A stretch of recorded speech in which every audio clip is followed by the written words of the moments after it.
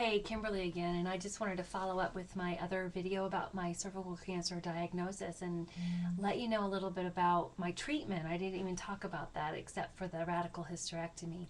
Shortly after my surgery, I guess it was the next day even, I was told that there were traces of the basically cancer cells in my not really in my margins, but there was in my lymphovascular space. So what that was, it's not necessarily, they didn't find it in my lymph nodes, praise God, but there was evidence and traces in the space around where the tumor was. So my doctor presented us with the option to go for radiation. Um, um, we weren't going to do that, or well, I don't want to say we weren't going to because it's kind of a blur now. We talked about it, and I felt like, oh gosh, really? I mean, I don't know. But we really wanted to get rid of it. We wanted to just knock this thing out. So I did go under radiation treatment. It was a 6-week protocol. My surgery was November 2nd. They wanted me to heal. I believe I began in December sometime through February. So I guess it was middle of December through the 1st of February of the next year.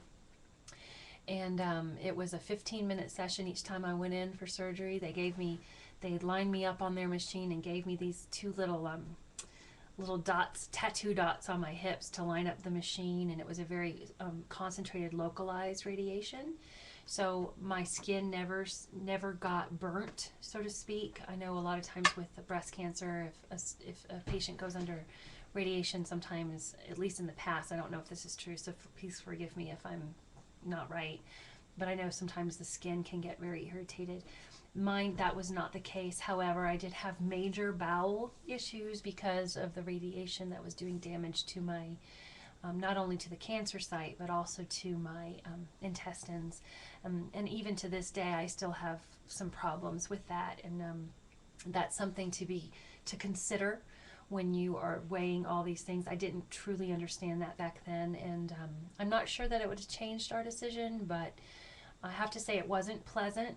I had what's called fissures and this is so gross and I'm so sorry, but it was just very painful because I had basically breakage of the skin inside, and so to have to go to the restroom was just painful and filled with tears. But I really feel like you need to know that if you're facing this sort of diagnosis yourself and treatment, you need to know what you're getting into and be prepared. That was that. But I have to say, on top of all of this, my daughter was 2 months old when I had surgery. An 8-month-old baby. I was still breastfeeding, and they made it possible that I could still breastfeed her even with my medications and whatnot. And it was the most healing experience I had ever had to be able to just hold my child. I needed a lot of help, and I was so blessed to have a lot of help. Laura, I love you. Taking care of Hannah, especially those first days after surgery. But it was such a healing experience to have her in my arms. And I don't want to say this to any of you that might be facing this diagnosis and maybe you haven't had children. But I do want to encourage you that if you haven't had children and it's your heart's desire to have children, but you have to have this surgery, I feel the same. I feel such love for my adopted daughter as well. And so there's such beauty in adoption, and I pray that you'll consider that as well. I'm sort of rambling on now. I just wanted to follow up that last video with that just to kind of give you more information. And again, I can give you more and more and more. You just need to let me know. God bless.